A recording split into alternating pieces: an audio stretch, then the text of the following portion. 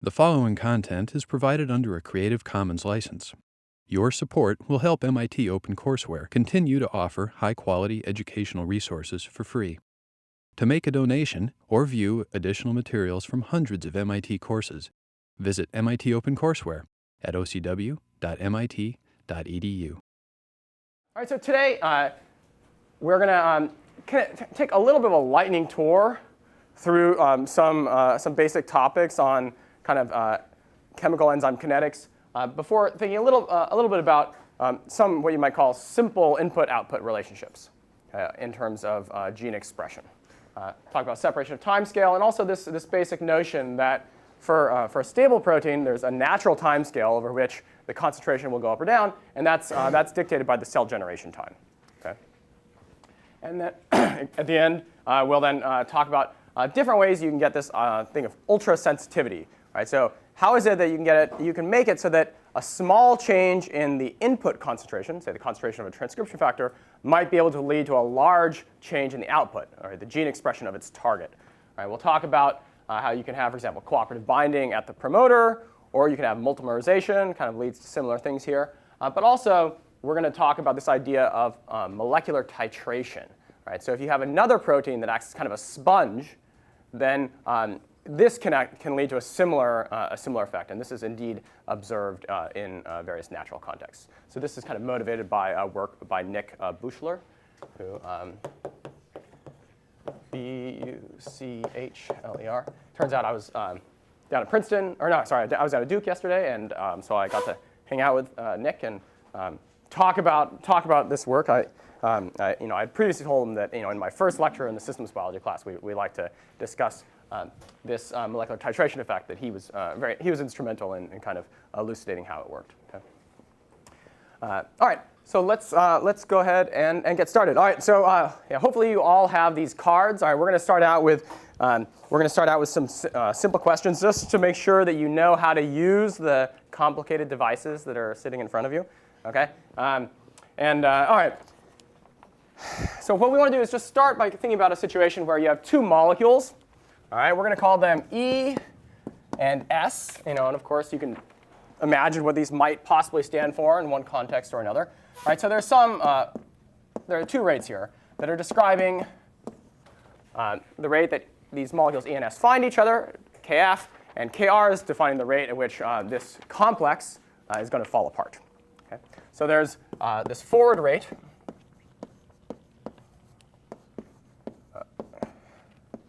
That is some Kf times the concentration of E times the concentration of S.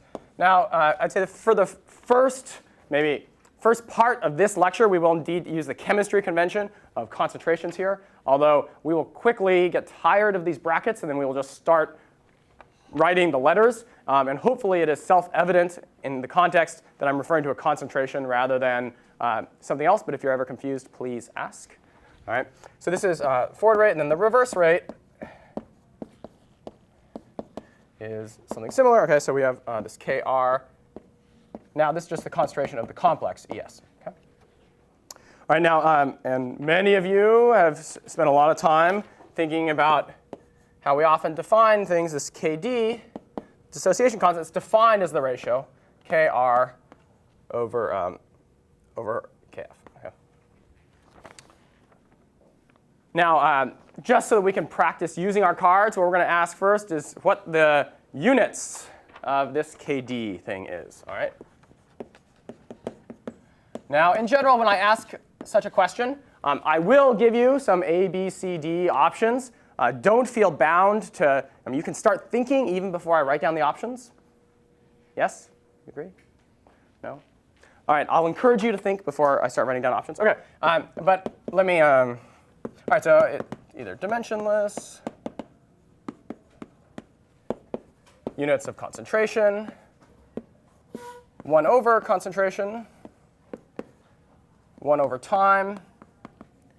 And I will often include at the bottom something that simply is don't know. All right? And that is, if you're really confused about what I'm talking about, then feel free to just flash me that, and that at least tells me that I'm gibbering nonsense. Okay, All right, so there's going to be a very strict set of rules for how we do these flashcards. All right, you don't get to vote before I tell you to vote. All right, you have to keep on thinking. If you think you know the right answer, check limits.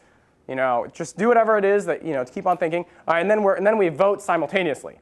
All right, that way it kind of builds up the tension. Everyone gets excited, and then you vote.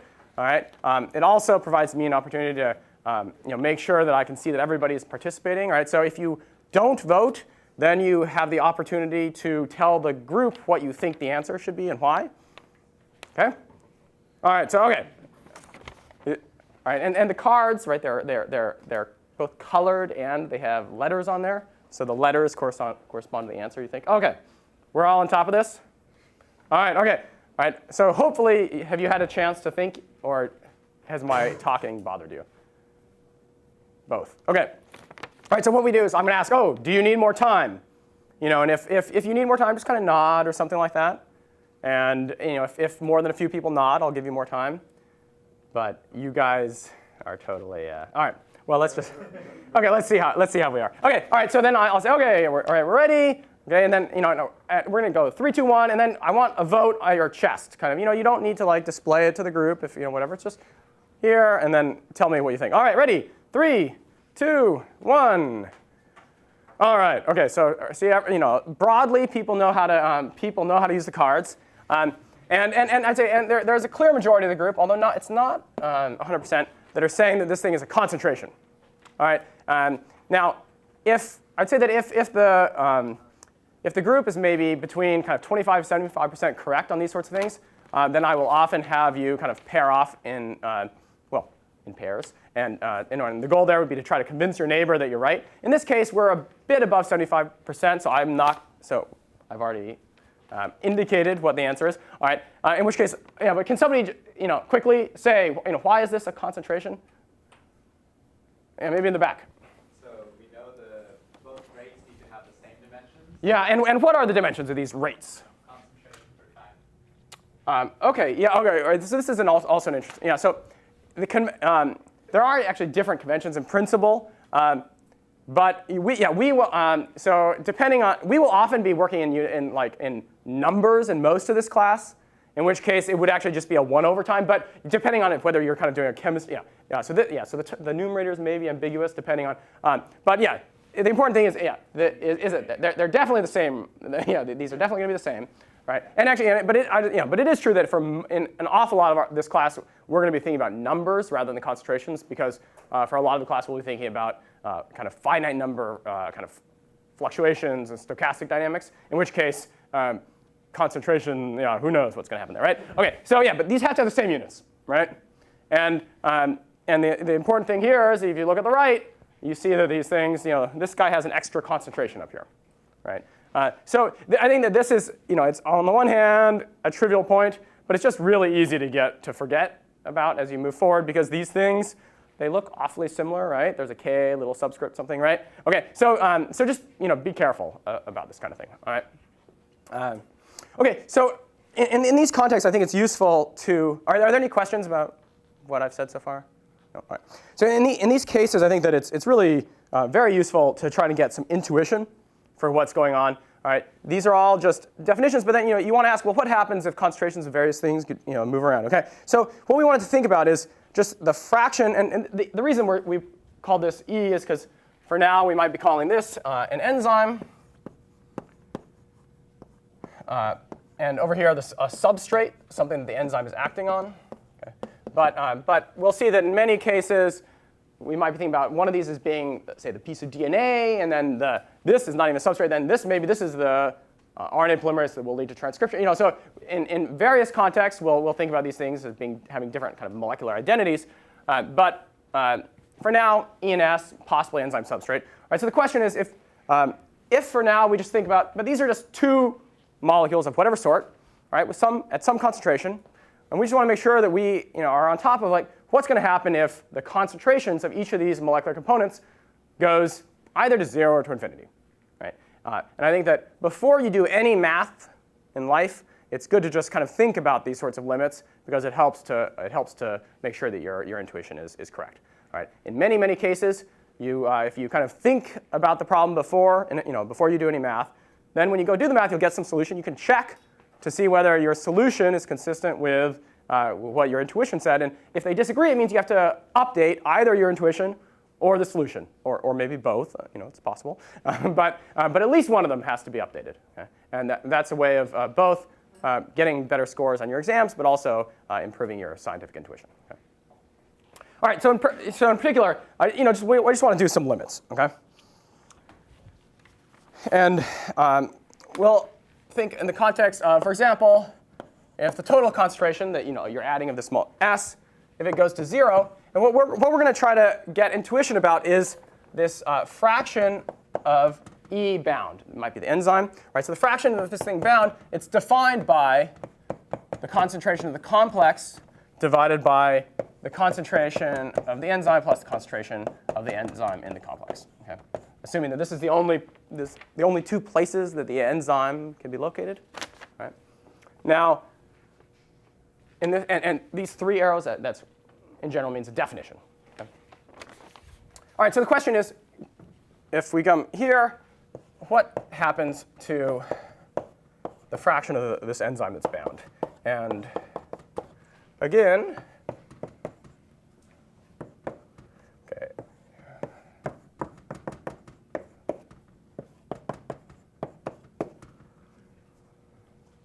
All right, can't be determined, which is different from don't know. All right.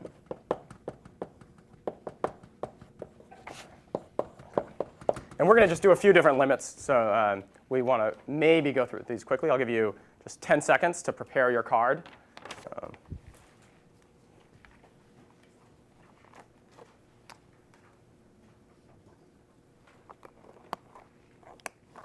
All right, ready? 3, 2, 1.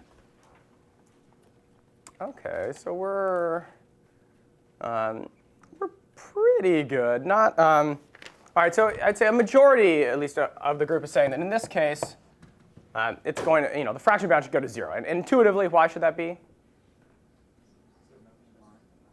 So a little bit louder? You have nothing to bind. Yeah, right. So, if there's no S around at all, then, you shouldn't have much of this complex, right? And so then, but you still have some enzymes, right? So this thing, yeah, indeed, this thing should go to 0, right? And that kind of makes sense, all right? And similarly, you have to, if you add a lot of this substrate, all right, I'll give you 8 seconds.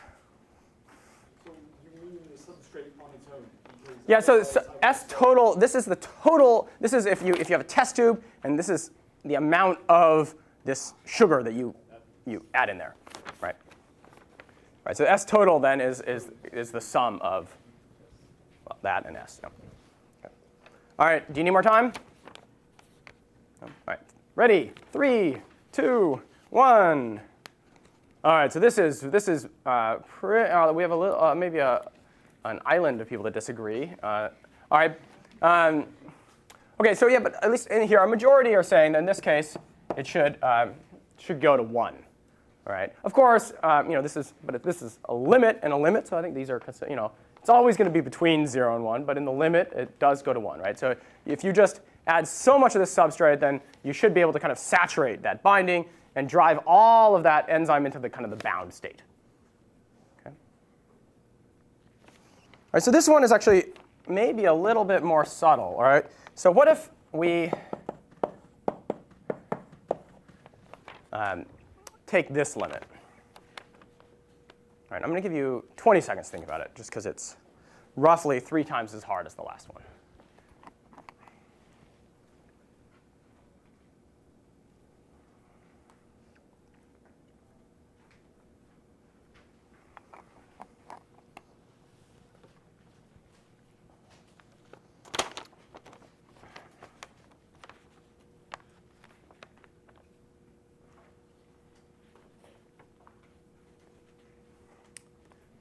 All right, do you need more time, or do you think that you have something you believe in, that you're willing to turn to your neighbor and...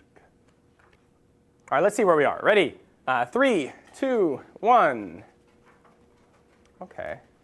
All right, so this is good. So we have a fair distribution. And I think this is one that you can that reasonable people might be able to argue about. But it's worth having the argument. So what, you give yourself 30 seconds. Turn to your neighbor, preferably a neighbor that disagrees with you, and tell them why you said what you said.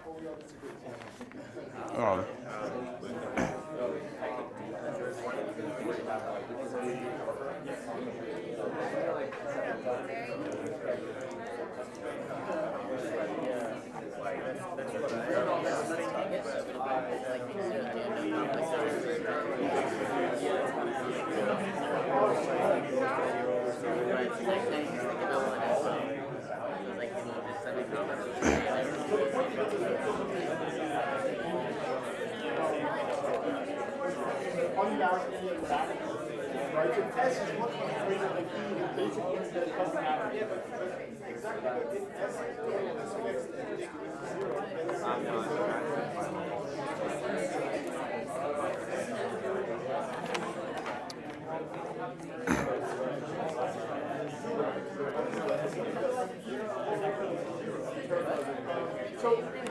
All right. And if in a pair you've already convinced each other of something, then go ahead and look around to see if there's another pair that has maybe settled on a different answer. Okay.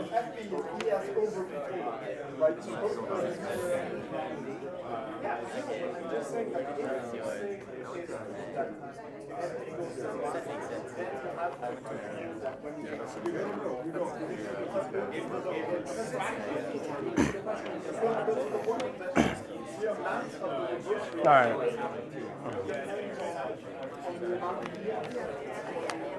All right. I think that you guys are still kind of passionately arguing, but maybe we'll go ahead and convene and try to get a sense of. All right. So so I think that from the sound of it, at least there's some disagreement about the way to think about this. All right. Can somebody, and in general, if you want to volunteer an opinion or an explanation, what I like to do is I like to tell the group what your neighbor thought. All right, so go ahead, and anybody want to either, it could be neighbor in quotes. But yeah, anybody want to volunteer one possible explanation of how to think about this? Yeah. What my neighbors thought was if E total is defined as E plus ES, then as E total goes to 0, then this goes to 0 over 0 at some vague, unclear. Okay. Okay, right. So you're saying, all right. So maybe it's all going to 0, and then this is just philosophy. I'm not that I'm putting words in your neighbor's mouth, but all right. Okay. So there's a sense in which this is true, but at least mathematically and actually also physically, there are well-defined ways of taking such a limit, right? So if you get 0 over 0, then you can use L'Hopital's rule, which we'll have the opportunity to pull out sometime in the class. Of course, the most difficult part of L'Hopital's rule is knowing how to spell it. Right? Okay. All right. Yeah. Okay. So I think that and there's so that's one answer, right? It's the mathematical answer that you should be able to just take this limit and so forth. But I think there's another physical answer, which is that this could happen, right? And something is going to occur, right? And you could in principle measure, right? Even if you just had a single enzyme there, this would be the fraction of the time that enzyme is bound. Okay? Right? So this is a well-defined experimental question that should, and the answer should arise from these interactions. Okay? But then how do we edit it? Or, I mean, what does it all mean, right? Or how do we figure out the answer? I guess is the other. Yeah. What's another kind of possible view on this? Maybe in the back here. My neighbor thought that if there's a non-zero concentration of S and the concentration of E goes to 0, then all of E will be bound at some point. So okay, so this is interesting, right? So if there's a finite concentration of S, if E goes to 0, then you say, oh, well, there's plenty of S to go around, so I should always be bound. Is that what the neighbor? I mean, okay. That's another. Okay, so far we've had an argument for it can't be determined. It's philosophy. We've had an argument for 1, right? Okay. Other possibilities. Now, I think this is an interesting question because I think depending on how you think about it, you can convince yourself that it's anything, right? Other possible answers. Yeah, Sam. So I don't really have a good answer, but I guess I said B because in the like when there isn't very much of E, then it's true that like a lot of it will go into ES, but I don't know what to do. Sorry. That's okay. Somebody, another take on that answer, or a different one? Yeah. I don't know if I had to complete that answer, maybe something like, but there still might not be a total large concentration of either, so there might still be a decent chance for E to be around for a while without encountering some of S. So the forward reaction rate will also go to 0. Right, even though S is very large, the forward reaction rate will also go to 0 as the concentration of E. Right, the forward rate, right, and it's not necessarily very low. I mean, it's just that it depends on the substrate concentration in this case, right? Yeah. Right. Other takes on it? All right, so yeah, so this is interesting. I'm gonna argue that the most reasonable way to view this would give you, as long as there is some finite concentration of that substrate around, then I think that there's a very well-defined sense in which it's going to go to some finite fraction. Okay, and I think that when you're thinking about this in the context of kind of molecular kinetics, kind of like the chemistry view, I mean, it still is all well-defined. But the way that I think that I get the most clear intuition is just to imagine myself as being that one and only enzyme in the test tube. Okay. Now, there's going to be some rate that I bind to the substrates, right? And that's going to be, and what's going to determine that rate in this kind of? Yeah. The concentration of the substrate, right? So if I double the substrate concentration, what should that do to the rate of me binding? Should double it, yeah. Right? And then, of course, there's always this Kf somewhere in there in some units, right? But there's going to be some rate that I bind. Right? And then when I bind, again, now I'm just an enzyme substrate. Now, instead of thinking about this in the context of kind of chemical kinetics, I can just think about this from the standpoint of an individual molecule where I'm a complex, E and S bound, and there's some rate that I fall apart. Right? And it's just the balance of those two rates of kind of binding a substrate and then falling apart that's going to lead to this, this fraction bound. Okay? Yeah?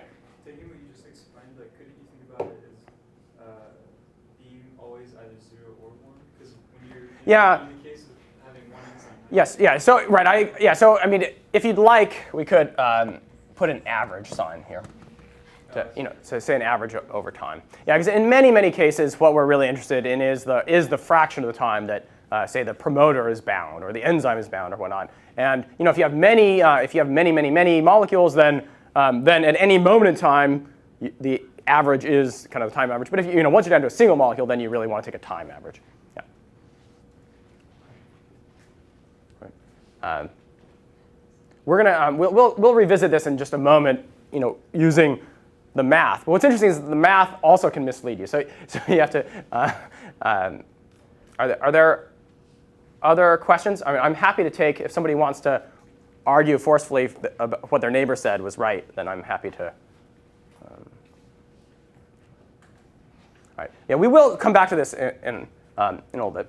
All right. So I want to do the fourth possibility, which is the total concentration of the enzyme is going to go to infinity, and yeah. So I'll just give you again 8 seconds to think and then get your card ready.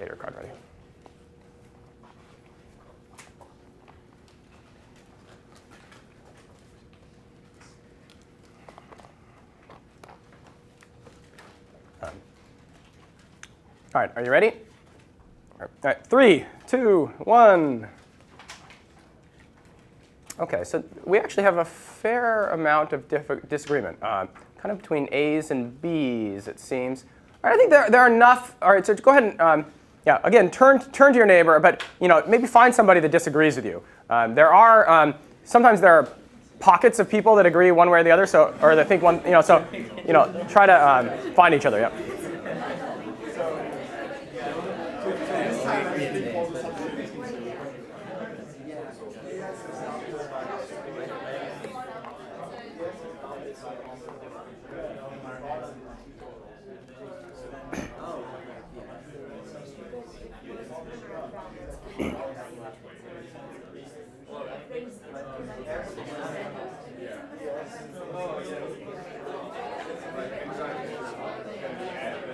So it's, yeah, no, I understand. All right, then you can try to figure out the expression for the fraction bound, and how that behaves, because that's what we're gonna, and that's actually kind of weird as well, frankly. All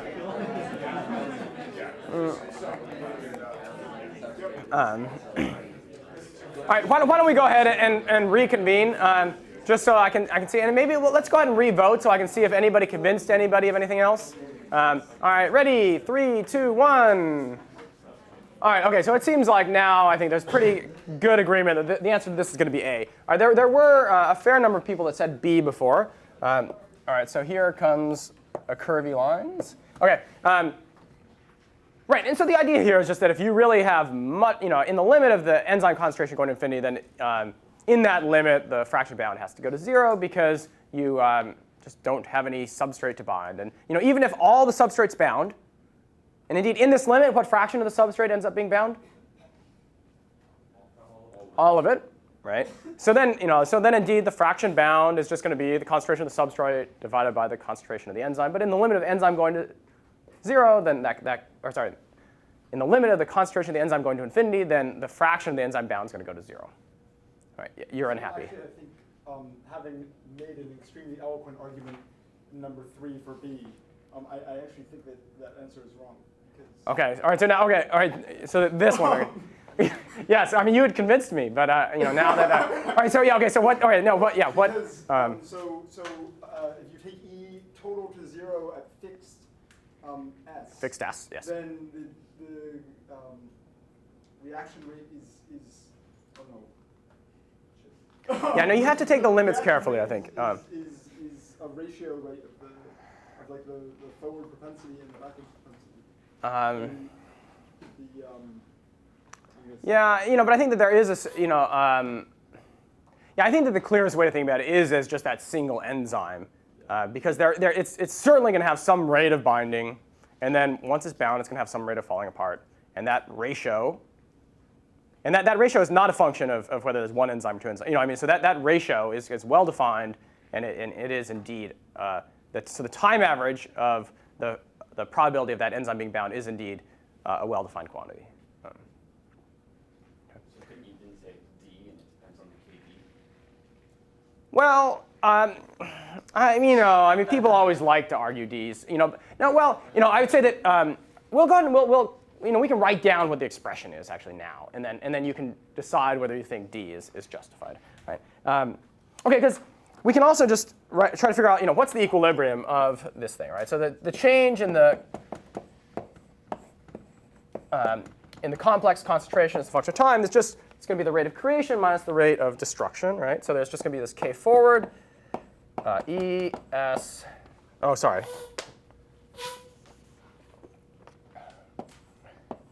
These brackets are awful. All right, okay, K, R, E, S. All right, and we just want to set this equal to 0, right? If we want to figure out what the equilibrium there is. And and you can, in sort of one line, you can find that indeed then the fraction bound can be written as the concentration of the substrate here divided by KD plus S. All right, and is this correct from the standpoint of units? Okay. Right, so there's something really that you might find troubling about this expression, though. Okay. Right. Is anybody troubled by it?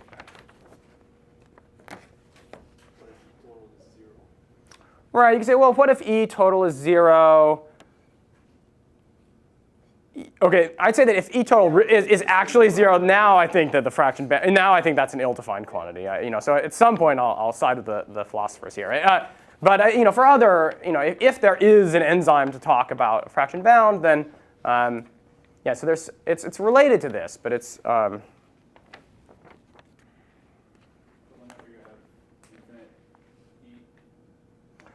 Okay, so we've already discussed kind of from our intuition that as E total goes to infinity, then the fraction bound is supposed to go what? to 0, we decided, right? And does this expression do that? Well, this is S, not S total. Yes. So this is S, not S total. And this is the thing that it's once again, really easy to screw this up, OK? Because in many contexts, S and S total are the same thing, especially in the context of enzyme kinetics. It's often the case that the concentration of the enzyme is really rather low, and then the substrate concentration is huge. So then S and S total we can really treat as being interchangeable. Okay? But here, but in the general context, we can't. And this concentration of S, this thing is a function of the concentration of the enzyme. Okay? So this guy here, it's a function of, well, how much the total amount of substrate you add, and also E total, and for that matter, KD, right? Okay. So really, I mean, this thing is it's like a true statement, but it's very misleading if you're not keeping track of what these things mean, because this thing is very simple, except for that it's really actually complicated because this S actually depends on everything, right?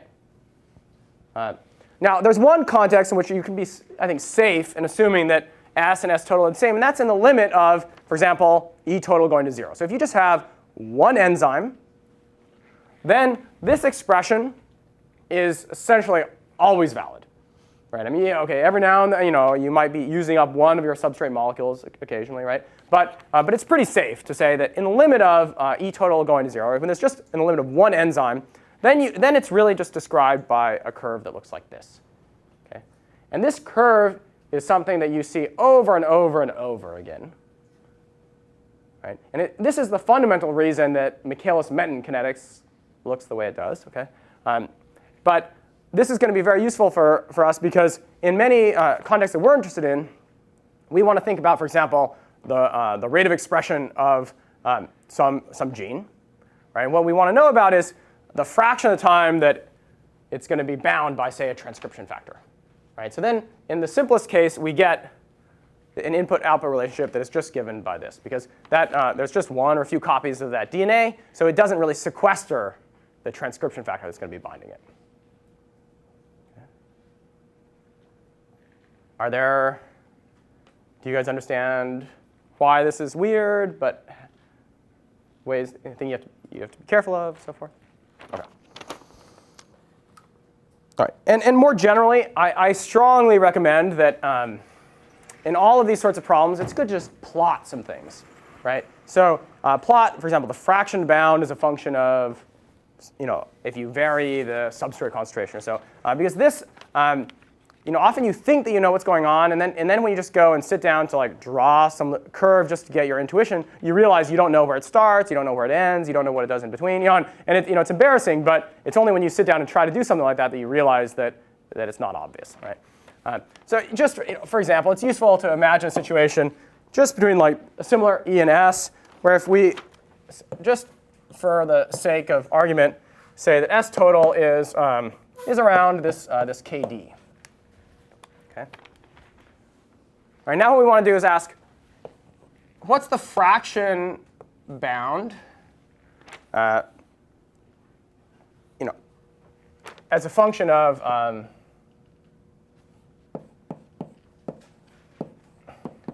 E total. All right, so we're going to fix total substrate, vary the enzyme concentration.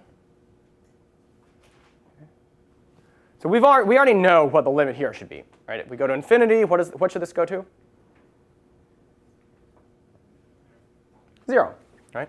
All right, so we know that eventually it should go to 0, and we already figured that out for kind of any finite substrate concentration. All right, incidentally, on many of the exams, I will ask for plots of curves like this. So be aware. There's basically you want to indicate where it goes on one end, where it starts, and where is it going to start in the limit of E total going to 0?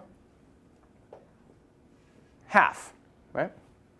Because then it's actually accurately described by that, right? OK, so we start here. This is 1, so we start at a half. OK, and it's going to have to go in between those two, right? So but what's the kind of characteristic concentration here where it's changing a lot?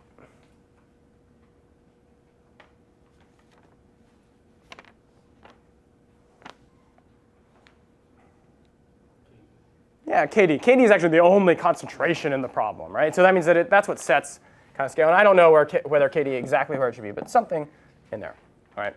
So in these sorts of situations, you want to kind of get the limits and kind of what is it that sets the scale? If there's a peak, where is it, for example?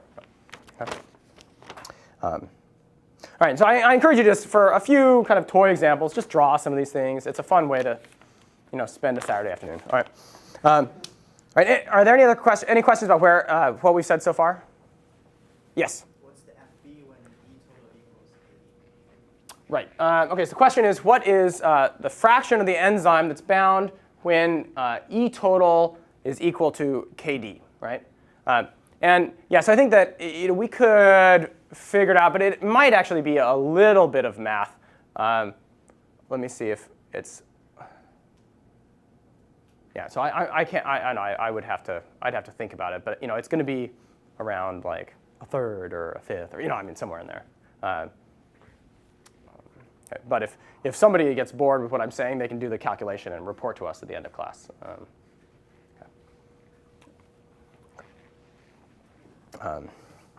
Okay, so right, so this what we've just done, it feels like a lot of time to spend on like two molecules binding to each other, right? But I think that it's good to just make sure that you're comfortable with the simplest kind of process before you start thinking about things that are super complicated. For example, okay, Michaelis-Menten kinetics. All right, okay, so this is not super complicated, but all right, E plus S. All right, so now it's the same thing here, where we have there's K forward, K reverse to this complex, but here, at some rate, kcat, the enzyme does something, right? Turns it into a product. Okay. Now, this is a model of how an enzyme works. Right? It is not a perfect description of reality in any given case or in general. Right? What's the most obvious possible point of concern?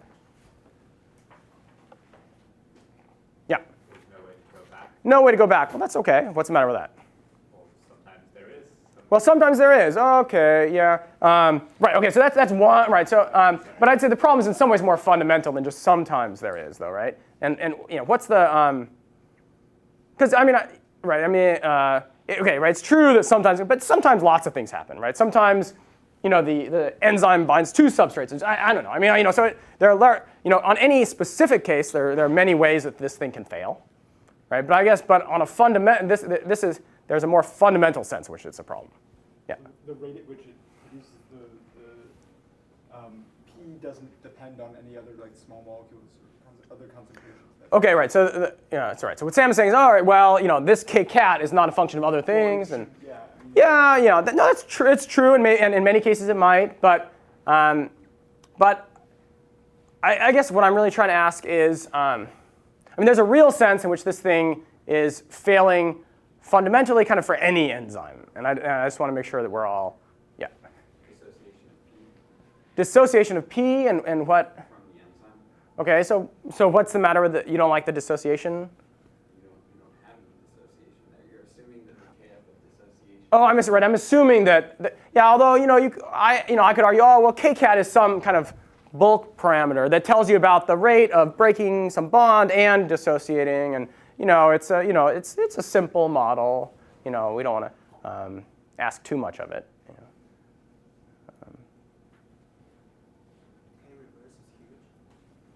K reverse is huge. Well, I haven't told you what K reverse is, so no, it's not huge. No, it could be. So far we haven't said anything about what it is, right? What are the fundamental properties of an enzyme, or a catalyst, for that matter? When you go home for Thanksgiving, your grandmother asks you, honey, tell me, what's a catalyst? Doesn't get used during the reaction. What's that? It doesn't get used up during the All right, so it doesn't get used up in the reaction. OK, perfect. All right, not used up. OK, that's and does this model violate that? No? Okay, so, all right, so grandma's happy. Okay, so, yeah, what other, yes? I don't know, maybe like you can deactivate or activate this catalyst. I don't know if that, I mean, that could Right, so that's true that some enzymes you can activate, deactivate. How would you deactivate a protein enzyme if you wanted to? denature. Yeah, you can denature it from heat or salt. But that's that's maybe not one of the most fundamental. Yeah. So you should have a rate from S to P like without the enzyme. Right. So maybe there should be a rate S to P without the enzyme. Yeah. I mean, although I'm just trying to tell you about the rate of what the enzyme is doing. So you could write a different equation, right? But I guess in this, if I just let this model go to infinity, then what happens? You get P. And how much P is it? A lot of P? A little bit of P? Yeah, it's all P, right? And how much substrate? None, right? So if I just let this go, you have 0 substrate, all product, right? Is that okay? I mean, is that in general? Yeah, no problem. Says I like product, No, I mean there. No, but I mean what? Time. How much time it takes to? Well, we can calculate what the v is in this model, and then we could figure out what the yeah. So in this model, indeed, it all goes. But but there's something wrong with that. And normally I wouldn't want to belabor the point, but it's worth belaboring maybe. Yeah. If we had a back reaction, then that wouldn't happen. Right. Okay. So this gets back to your back reaction, right? And I like the back. No, but it's just that's why I was saying there was something a little bit more fundamental than the way you phrased it was my concern, right? And because what you said is that there might be some back rate, right? And I guess what I would say is that there's kind of always some back rate, or that the equilibrium. No. But this is fundamental, right? The equilibrium ratio between S and P.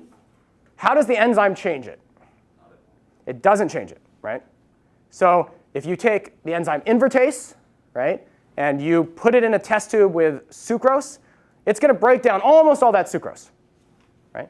Really fast, or it's going to speed things up by a factor of 10 to the 5. I don't know, by a lot, okay?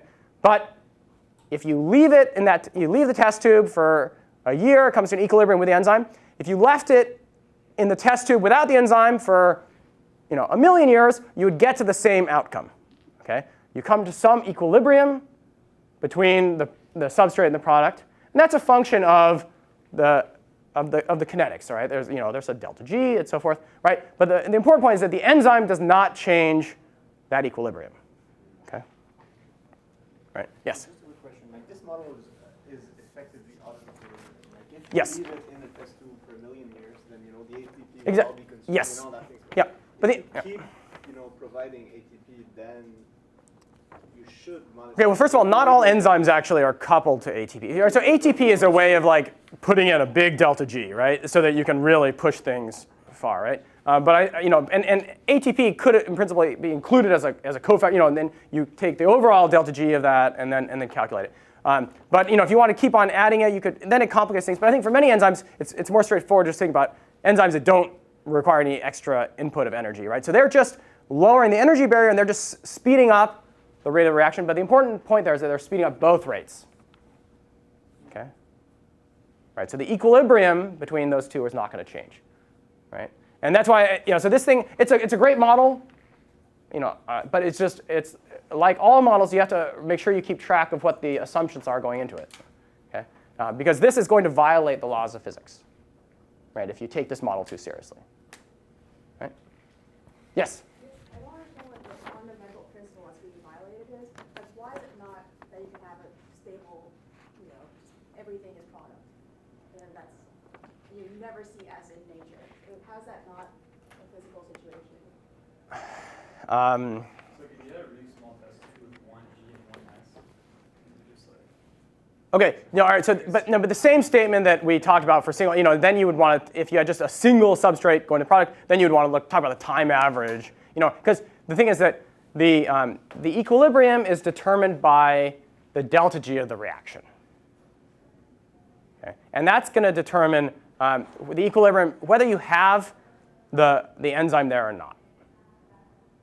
Okay. So if the delta G is such that it's at equilibrium, sort of 90% product, 10% substrate, okay, then what you can do is, all right, well, if you start out with all substrate, this model may work wonderfully, right? But then as you're getting closer to that equilibrium, then this model is going to be breaking down because this model is not accounting for the back reaction, as you were saying, right? But I just want to stress that it's not just like a detail of the model, or it's not just a failure for some enzymes. This is the way that enzymes work. Okay. Yeah. Are there other questions about this, or different ways of thinking about it? Because I think it is worth. Right. Okay. So it's not used up. It speeds up reaction in both directions.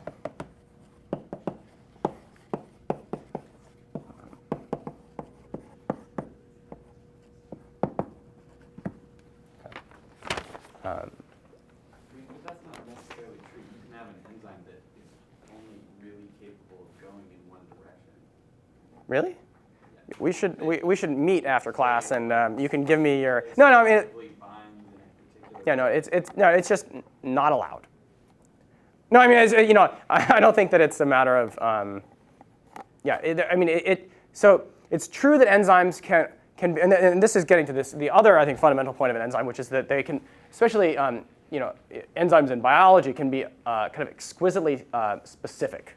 Okay, and this is kind of what you're saying is that it's really only catalyzing this one weird reaction going from some funny substrate to some funny product, right? But that enzyme also speeds up that back reaction going from the funny product to the funny substrate. And that's just like, I don't know, the nature of the beast. I'm trying to think of what I can. Where you have one enzyme going one way and another going the other way in biology. Right? Okay, right. So it does happen there, but then what they're often doing is they're coupling things to like ATP hydrolysis or something in order to actually make that reaction go in the way in the single way. Just as kind of like a general statement, because the way that these things work is that there's some, it's over here and it's over here somehow, right? And these enzymes, they just lower this energy barrier, right? Yeah. So the thing that confused me at first is that I was just thinking of rates, and I think the thing that's important is to just realize again that the enzyme doesn't change the thermodynamics, right? It only changes that barrier, it doesn't change where they are. So the key thing is that it doesn't change the ratio of product to substrate. The rates are relatively right. Because from a thermodynamic standpoint, it's not used up, which means that there's an enzyme here and an enzyme here, right? So these final states you can think about only in terms of the substrate and the product, because the enzyme was there in both situations, both beginning and ending, right? Yeah. So from a thermodynamic standpoint, it's just you're not allowed to change one rate without the other. Okay. All right. Now, in the reading, you saw the Michaelis-Menten kinetics, and I missed this, where you found that the once you reach kind of this equilibrium between the enzyme substrate complex, the velocity can be described by something that is rather simple. There's some Km plus S, right? And then there's some Vmax. Okay. And if the substrate concentration, the total concentration is very large, then this could just be, you can just think about this as the S total. Okay. Now, in this case, this is, once again, can be thought of in this limit of if the enzyme concentration is really small, then this is really just the fraction of the enzyme that's bound. Right? Right. So we've already spent a lot of time thinking about how to get at the fraction bound, right? And this is and the question is, what should this Km be here? If we, now that I've told you that it's the fraction bound, is it just going to be the same thing that we had before, where is the Km the same thing as the Kd? Right. So remember, before we found that KD was just KR over KF. Okay. But if you should, in principle, be able to just look at that and kind of say what the fraction bound should be.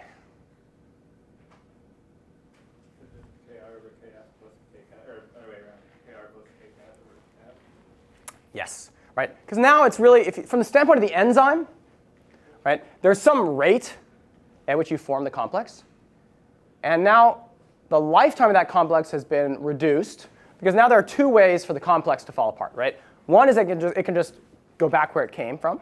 But the other is that you can catalyze the reaction, right? So from the standpoint of the enzyme and the fraction bound, then we can just, the entire discussion that we had before, we can just replace KD with this new thing, the Michaelis constant Km, right? Where now we say, OK, now it's the Kr up in the numerator still. But now, instead of just being Kf at the bottom, we have to add Kcat. Because there are just two ways that that enzyme substrate complex can fall apart. Right? Oh, did I Kf? Oh, I'm sorry. I've already messed up. Kf over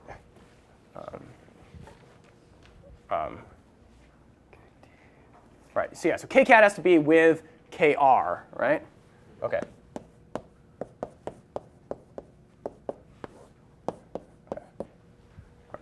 Yeah. Right. There are two. So it just kind of speeds up the effective rate of dissociation. Okay. And of course, depending on whether whether Kcat is large or small as compared to Kr, this can be either a large or small effect, right? But these rates just add. Okay? And we'll spend a lot of time thinking about how rates add and so forth in a few weeks. Okay? Yeah. For this expression to be valid, don't you need Kcat to be like much smaller than the other rates? Right. So yeah. So you want Kcat to be right. So there's various kinds of limits in which you can talk about this thing. Yeah. So in general, what you want is Kcat to be small, and you also want to the initial transient to have gone away in the sense that because when you first add the substrate, you don't yet have any enzyme substrate complex. So you have to wait till you've gotten to this so-called steady state that where the Michaelis-Menten formula applies, and then you also can't have let it go too far, because then of course you're going to start running out of substrate, right? Okay. All right, I'm trying to decide whether to. All right, so in the homework, you're going to get a chance to play with Michaelis-Menten kinetics a little bit and think about the dynamics when you have different kinds of inhibitors. Right? So you can imagine having inhibitors that inhibit multiple different ways. Right? So you could have an inhibitor that binds the enzyme, right, and prevents the enzyme from binding the substrate. Okay. Now, should this affect the Vmax?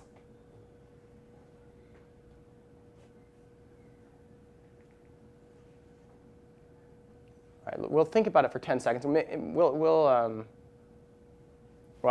vote because it's so much fun. We have these cards. OK, Vmax change. And this is with an inhibitor that binds here and forming an EI complex reversibly. The question is, does Vmax change?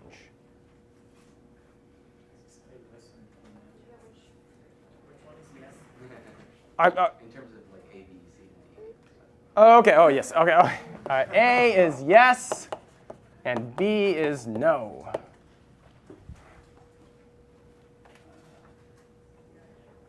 I'll give you 10 seconds to think about this, right? So Vmax is, again, defined as this rate of product formation at saturation, when you have a lot of the substrate.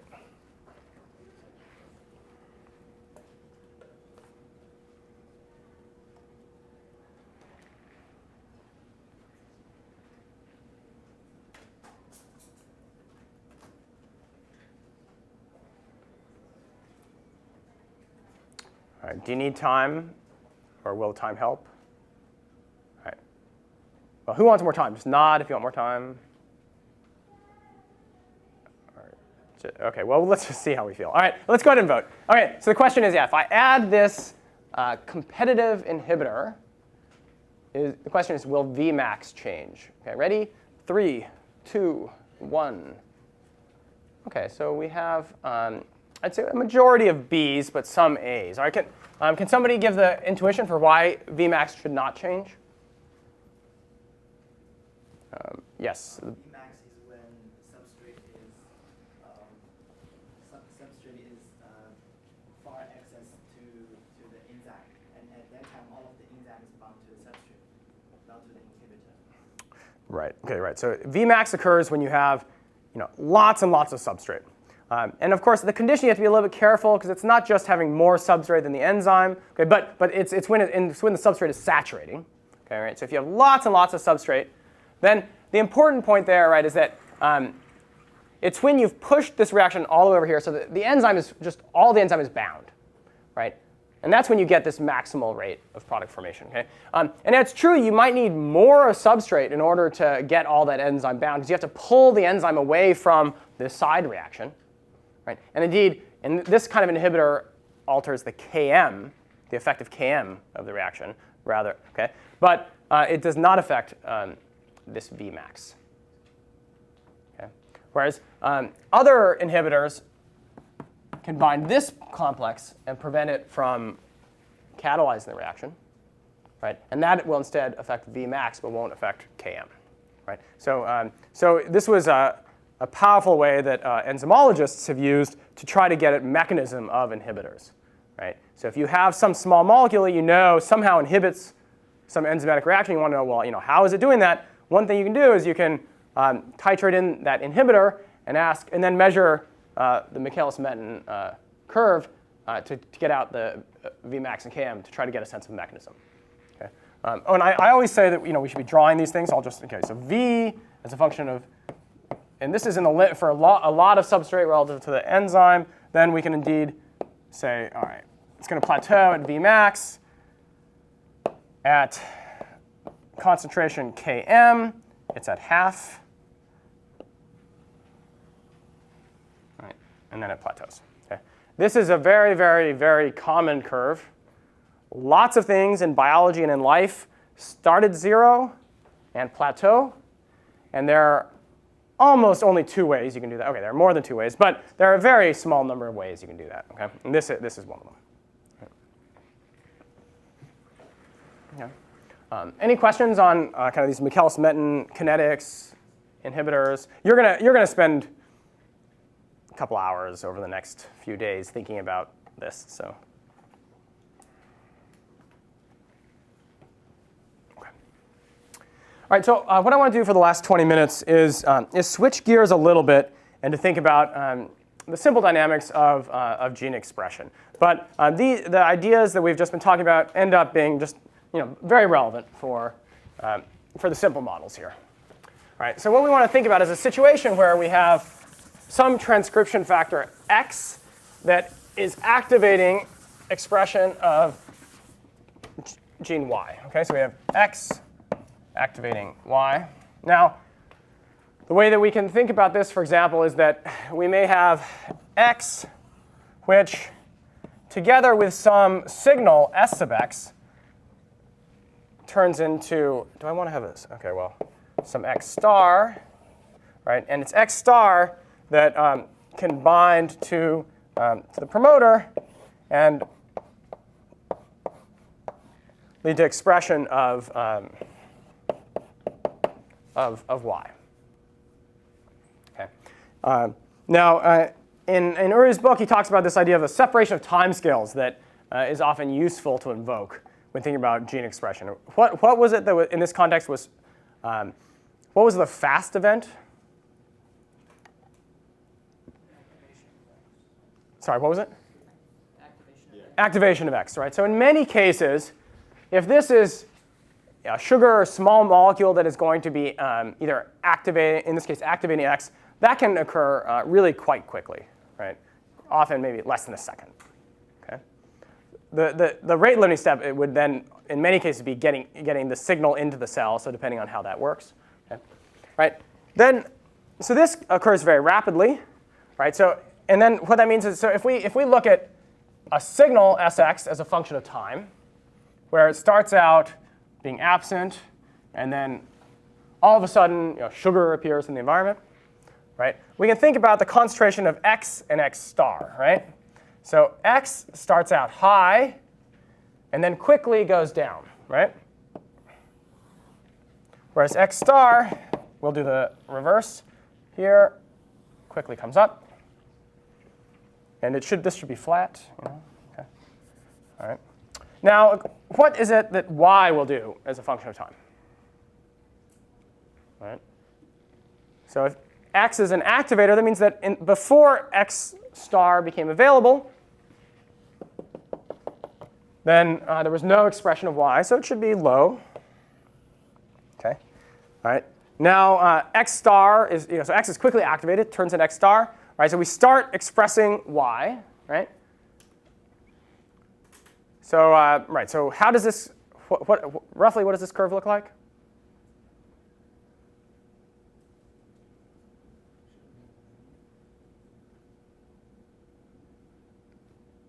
Somebody, please help me. OK, so right, so it could be S-shaped. Right, so there's a question of, and the S would be, right, so the thing that's very fast is activation of X.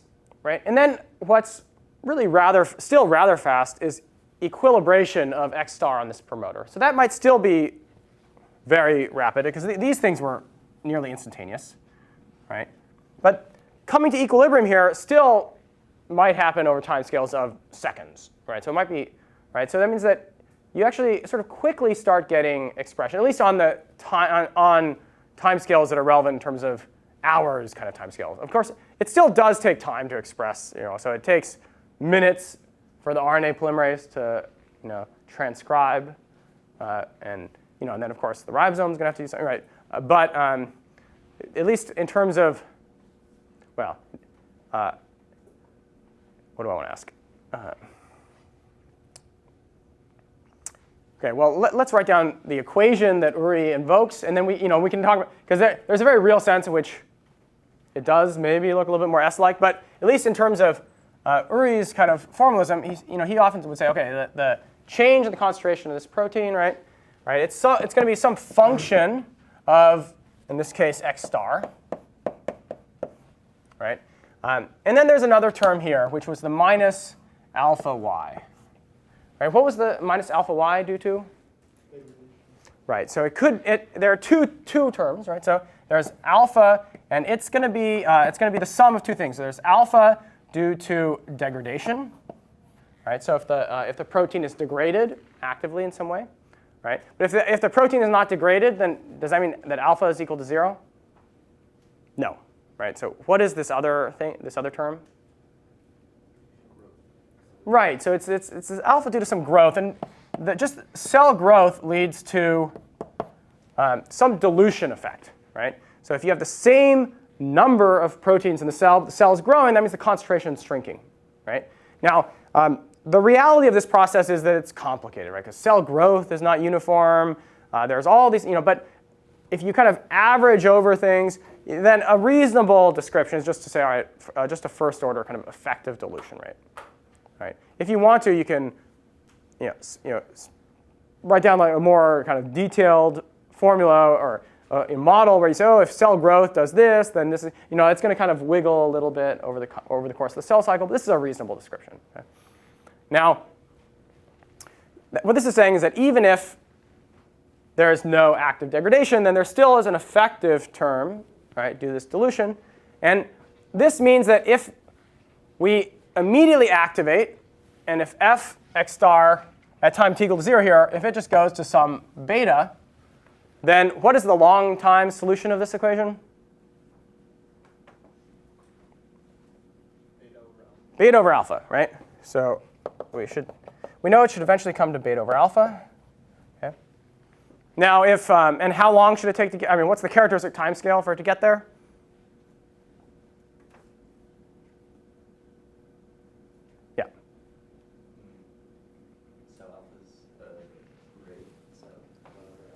Right, so characteristic time is 1 over alpha. Right, so this thing is the solution to this differential equation is just an exponential where if you kind of extend this line here, this is 1 over alpha. So that's a time. And then, of course, the t1/2, the time it takes to get to half, is indeed different by log 2, and that's the cell division time. Okay. So this point here, this is a t1/2 is cell division. And this is for a stable protein, assuming that alpha degradation is equal to 0. Okay. All right.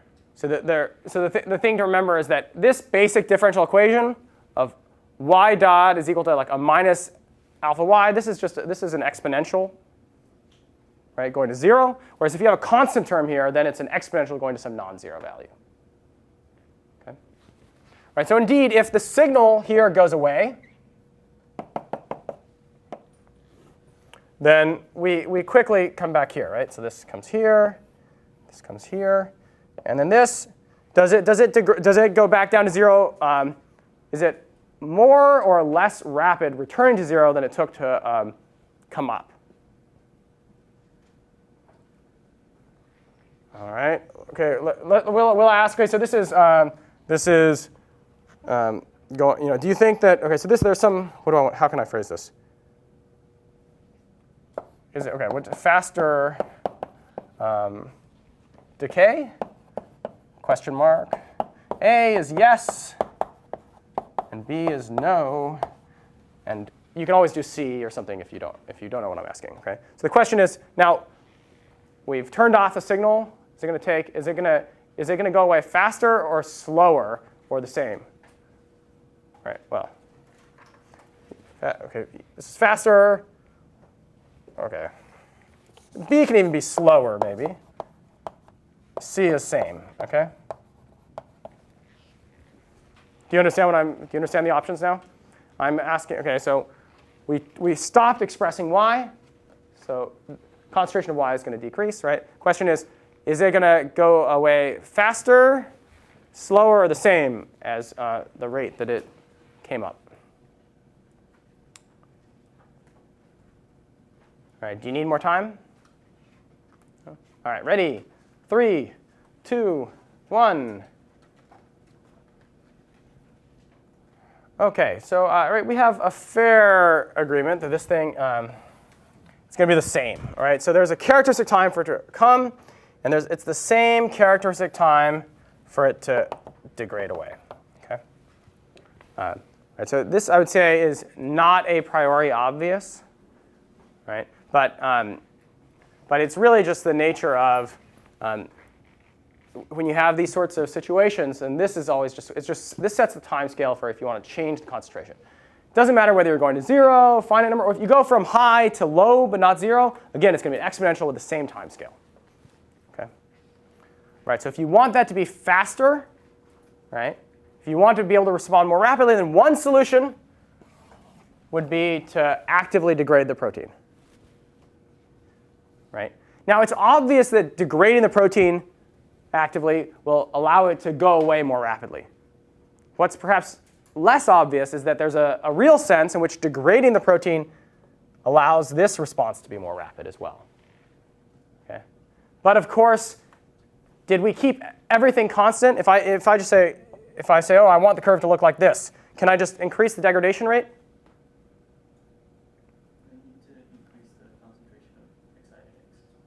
Well, let's say that X star is already maximal saturating, right? So we're already, well, OK, so I understand. OK, now I understand what you're saying. OK, yeah. So I think you need to increase beta, right? That could either be by increasing X star, or it could be just by increasing the strength of that promoter, right? So the idea is that if you want a more rapid on or off, you can also increase the degradation rate, but there's a cost to that, which is that you have to make more protein.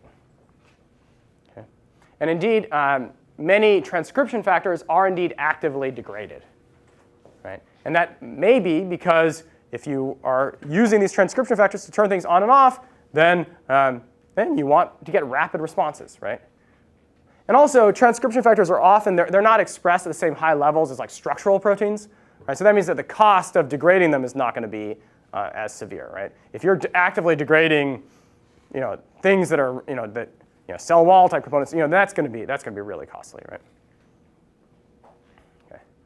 Are there any questions about what I mean by this discussion of active degradation, why it might help, costs? Because over the next week or two, we're going to see multiple possible solutions to this problem. If you want to increase the rate that you respond to some environmental change, one way you can do it is by actively degrading some of the signaling proteins, but there are other solutions that we're going to come up with, such as autoregulation is one. Okay.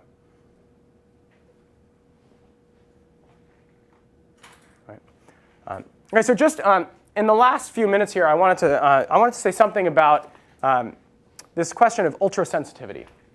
Right, so there are many cases where you would like to get kind of very sensitive responses, i.e., you'd like to be able to make a modest change in the concentration of some, for example, transcription factor, and get a significant change in, all right, I don't know why I erased that, but OK. And you want to be able to get a significant change in the output.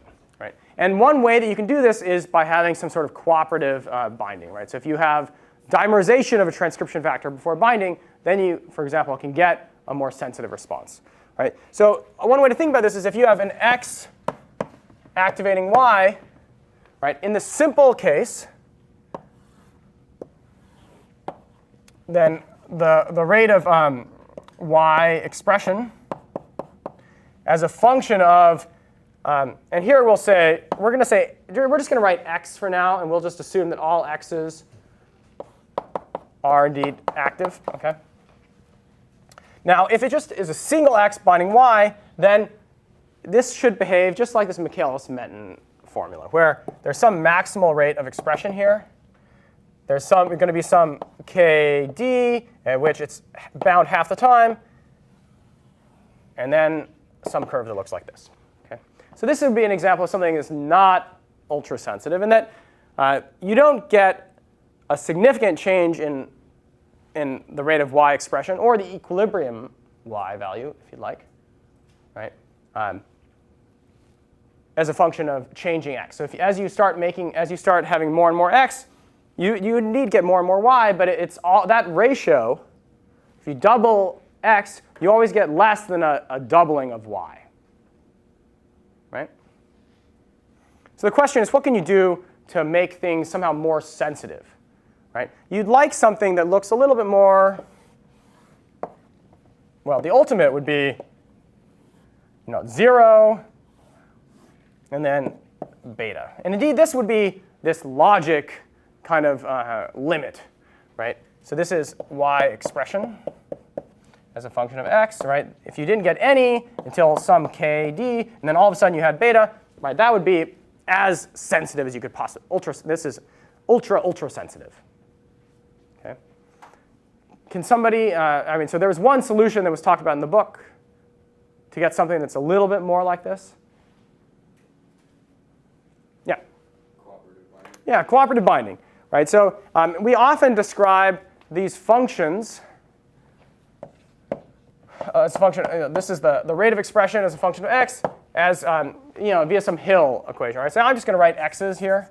Right. So it could be there's X, K plus X here. Now, if you have cooperative binding, either at the side of the promoter or like dimerization, trimerization, something before binding, you can get some effective Hill coefficient here, where this is going to be up x to the n, x to the n, k to the n. All right, we put k to the n here just so that all the units are still reasonable. Okay. Right, and as n increases, this thing becomes more and more sensitive or ultrasensitive. Right, so this is with n just equal to 1, just a monomer binding in a simple way. If you have a KD is still the half mark, so everything's always crossed here, right? But if it's 2, then it might look like this. 3, 4. All right, so it gets steeper and steeper as that Hill coefficient increases. Okay.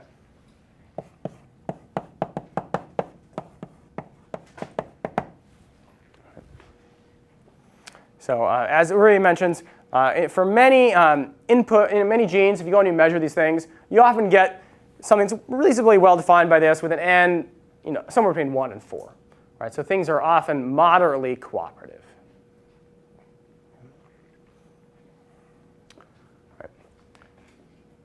So what I'm going to do is maybe just tell you about this other mechanism for ultrasensitivity, this idea of molecular titration.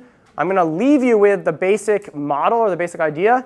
And then on the beginning of class on Thursday, we will try to figure out what are the requirements for the various binding affinities in order for that model to work. All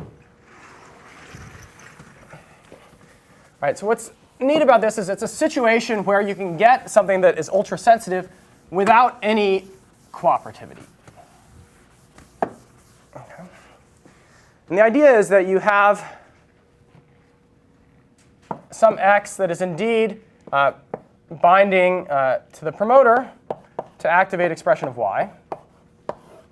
But in addition, you have some other protein, say W, that can bind to x. All right, so now, and turn it into this complex XW. Okay. All right, so we can always describe things as there's some KW here, some KD for x to bind to the promoter. Right? And for some relationship of KW, KD, and W total, you can get ultrasensitivity. Right? What happens is that if you look at this rate of expression, all right, so this is y expression rate as a function of x. Right? If you don't have any W here, then indeed it just looks like our standard thing here. Okay. Whereas in the case of when you add W, when you add this molecular titration phenomenon, you can make this curve slide over so that you don't get significant expression until x, or this is x total if you like, is larger than W total. And this whole curve kind of just slides over. All right. And you can see that this is kind of, there's some sense this is ultra-sensitive, right? So nothing happens till all of a sudden you start getting expression. Right? So what we're going to do is on the beginning of class on Thursday, we'll try to figure out what is the relationship between these different kind of binding parameters in order to get something that looks like this. Okay. Are there any questions about anything that we've said so far today? All right, with that, why don't we go ahead and quit?